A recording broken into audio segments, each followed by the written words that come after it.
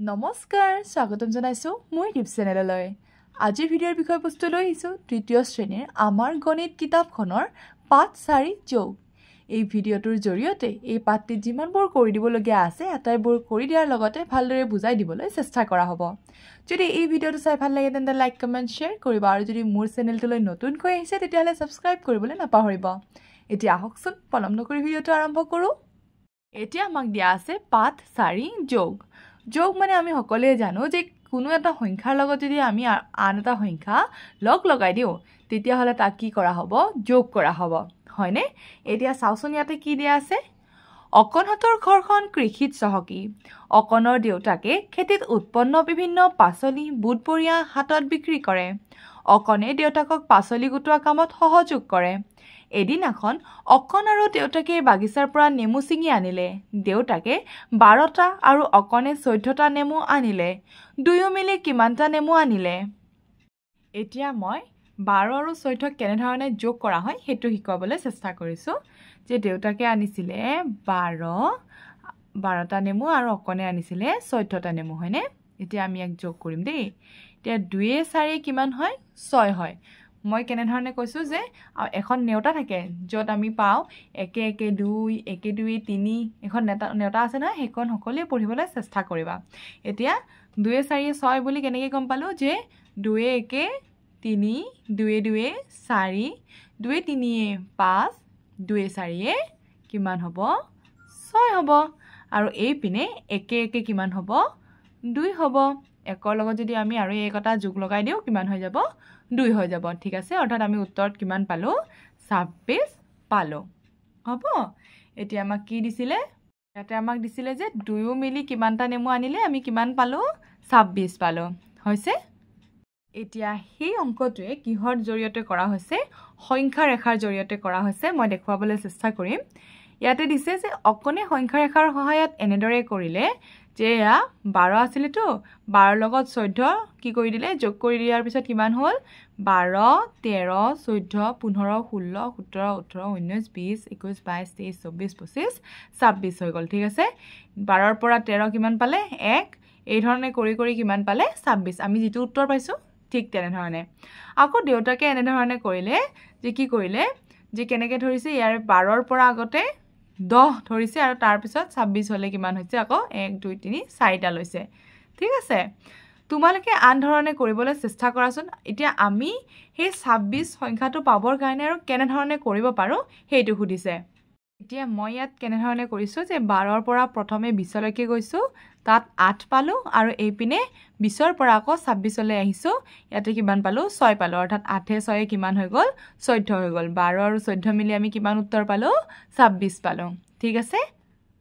এতিয়া আমাক দিছে আমি স্থানীয় মানৰ সহায়তো যোগ কৰিব পাৰো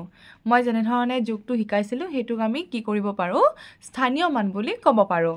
এতিয়া ইয়াতে এককৰ ঘৰত দিয়া আছে 2 4 6 হল আৰু ইপিনে 1 1 2 হল এয়া দহকৰ স্থানত আছে এয়া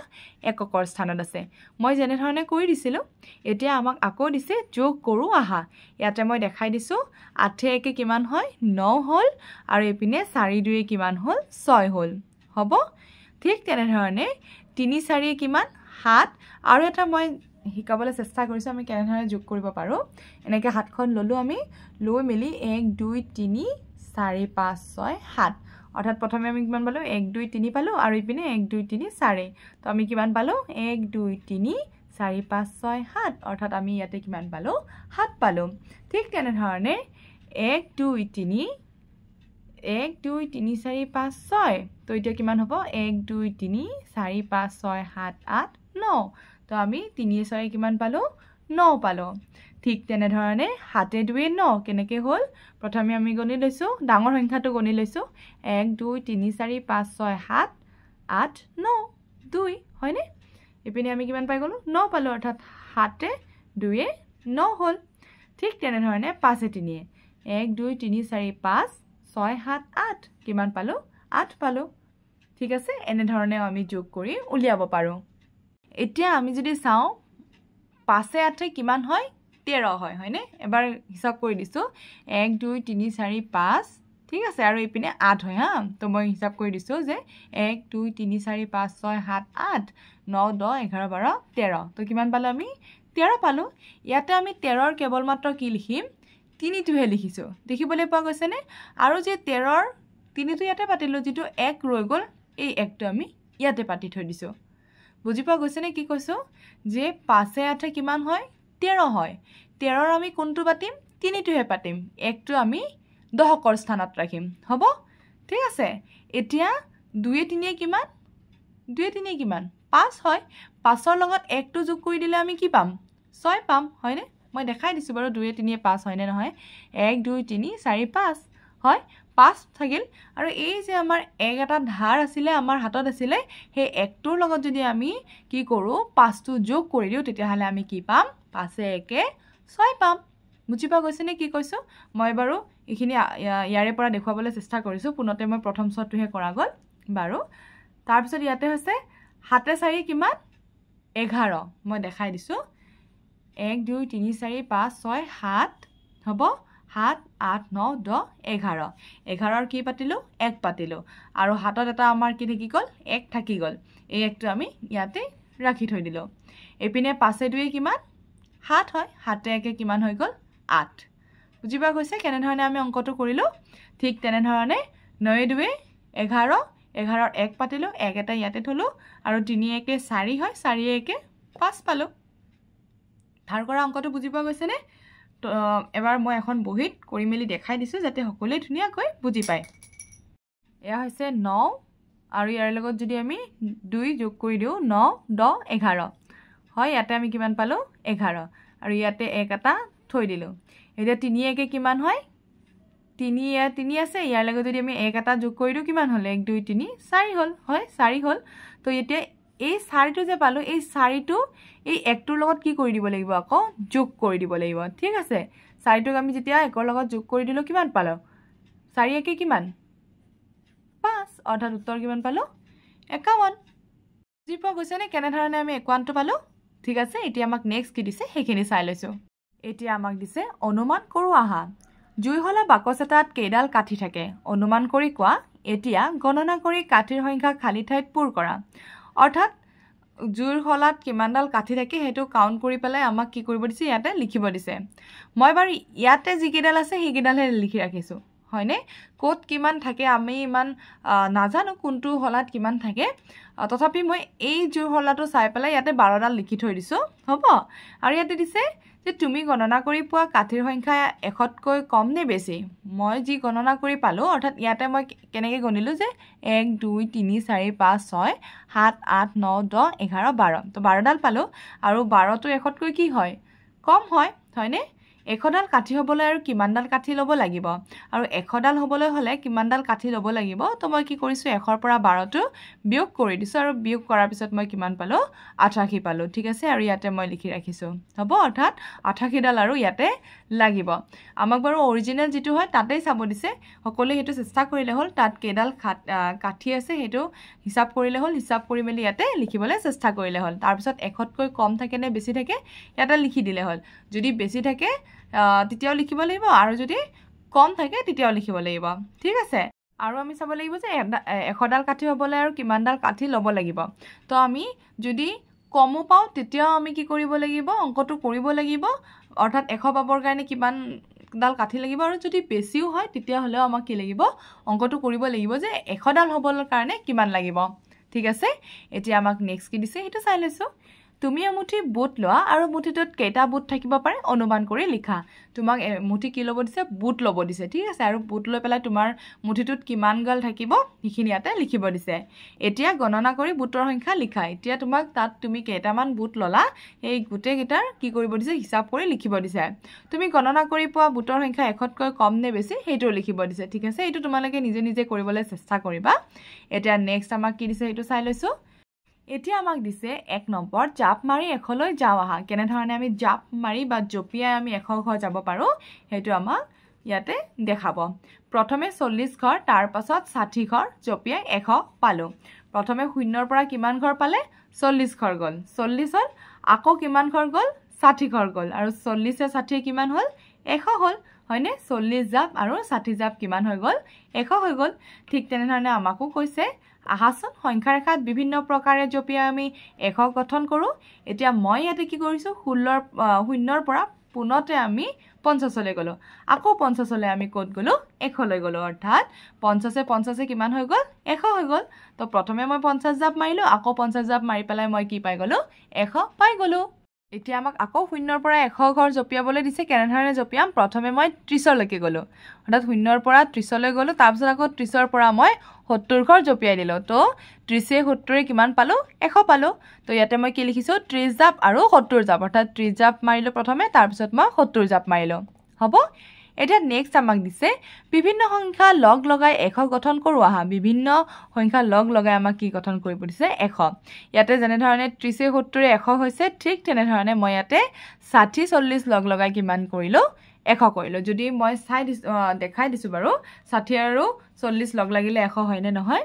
ঠিক আছে এয়া হৈছে 60 আৰু এয়া হৈছে 40 0 0 0 আৰু ইপিনে 6 4 কিমান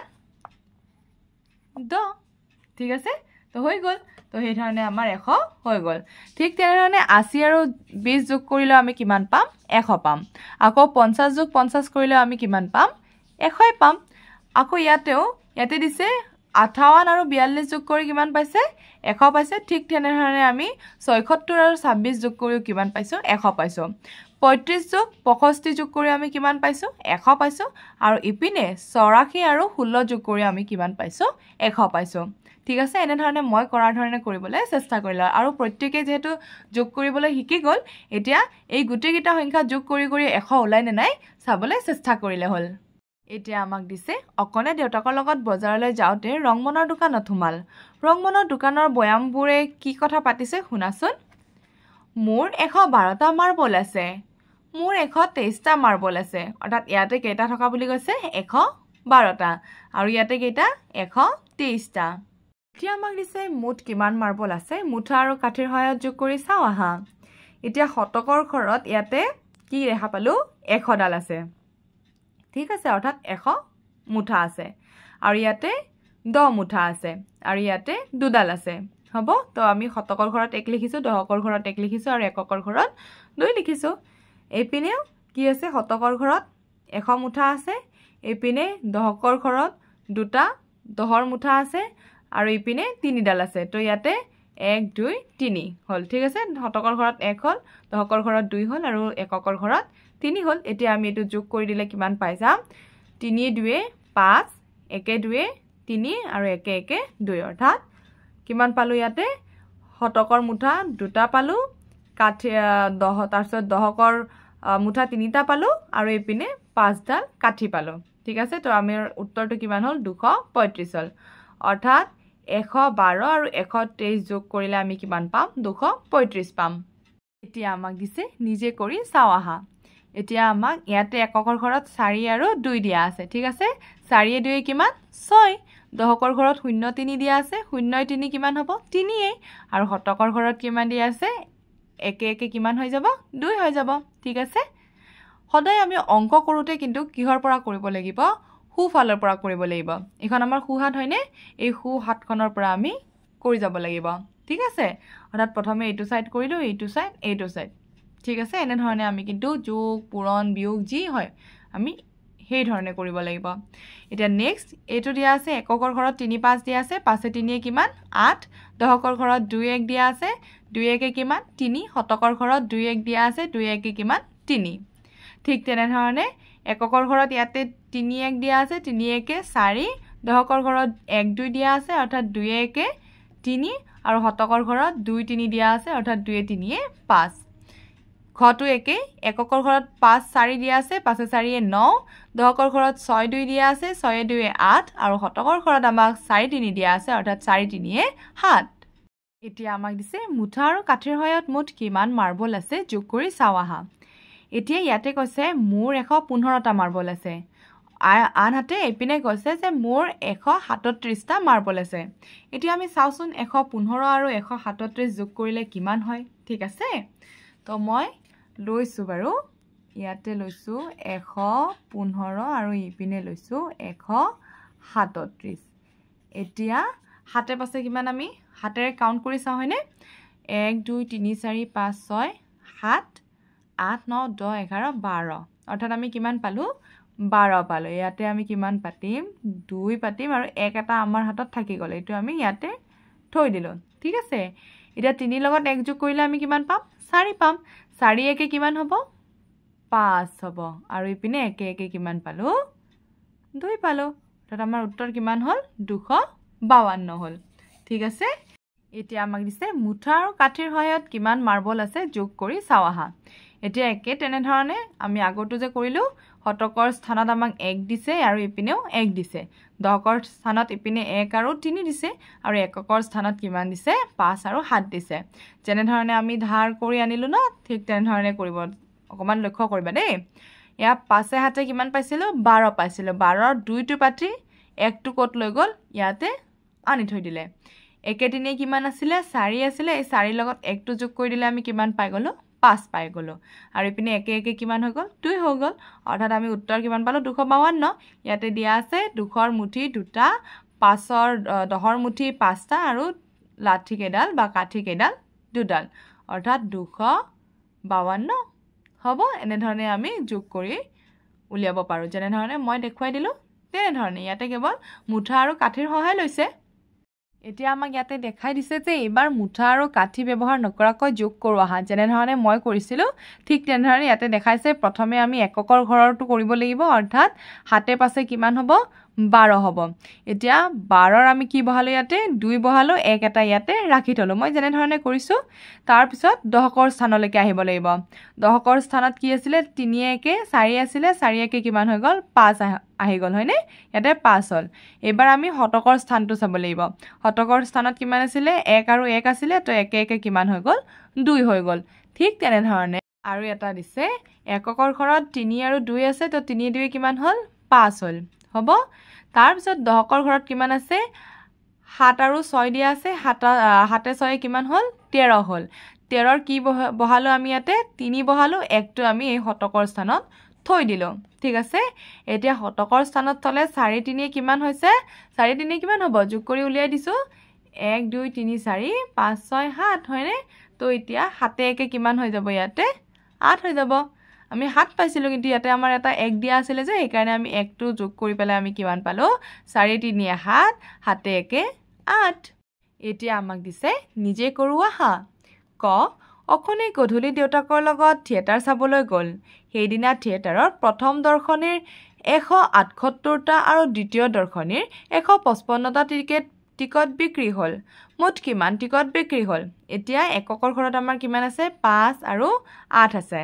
8 পাছে আমি কিমান বুলি জানো 13 বুলি জানো তো ইয়াতে আমি কিমান পাতিলো 3 পাতিলো আৰু 1টো আমি ইয়াতে থৈ দিলো তাৰ পিছত পাছে হাতে কিমান পাছে হাতে 12 12ৰ লগত যদি আমি 1 যোগ কৰো কিমান পাম আকৌ 13 পাম আকৌ ইয়াতে আমি কি পাতিলো 3 পাতিলো আৰু 1 এটা আমি শতকৰ স্থানত থৈ দিলো আকৌ একে একে কিমান হয় 2 হয় কিন্তু ইয়াতে যে আমাৰ এটা হাতত 1 আছিল সেই 2টোৰ লগত যদি আমি 1টো যোগ কৰি দিও তেতিয়া হলে আমি কিমান পাম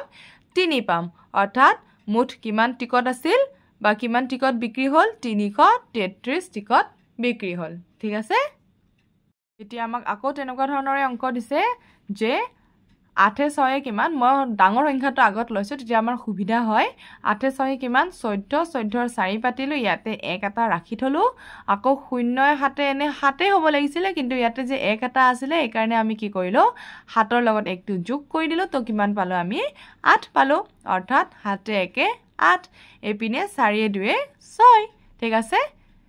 ঠিক তেনে ধৰণে গটো হাতে পাছে 12 12ৰ 2 পাতিলো 1টো আমি দহকৰ স্থানত থৈ দিলো 5 2 হয় 7 7 1 কিমান হ'ল 8 আনহাতে 5 3 কিমান হয় 8 হয় হয়নে এতিয়া আকৌ 9 3 12 12ৰ 2 বহালো আৰু ইপিনে 1 এটা হাতত থাকিল অৰ্থাৎ দহকৰ স্থানত থলো আৰু 4 1 কিমান হয় এনে 5 হয় 5ৰ লগত 1 যোগ কৰি দিলে আমি কিমান পালো 6 পালো আৰু ইপিনে 6 3 9 তো আমি এনে ধৰণে কি কৰিব পাৰো যোগ কৰিব পাৰো এতিয়া আমাক নেক্সট এটা বেলেগ ধৰণৰ পদ্ধতি দিছে এইটো মই এটা অইন ভিডিঅৰ জৰিয়তে বুজাবলৈ চেষ্টা কৰিম তেন্তে আজিৰ কাৰণে থ্যাংক ইউ ফৰ ওয়াচিং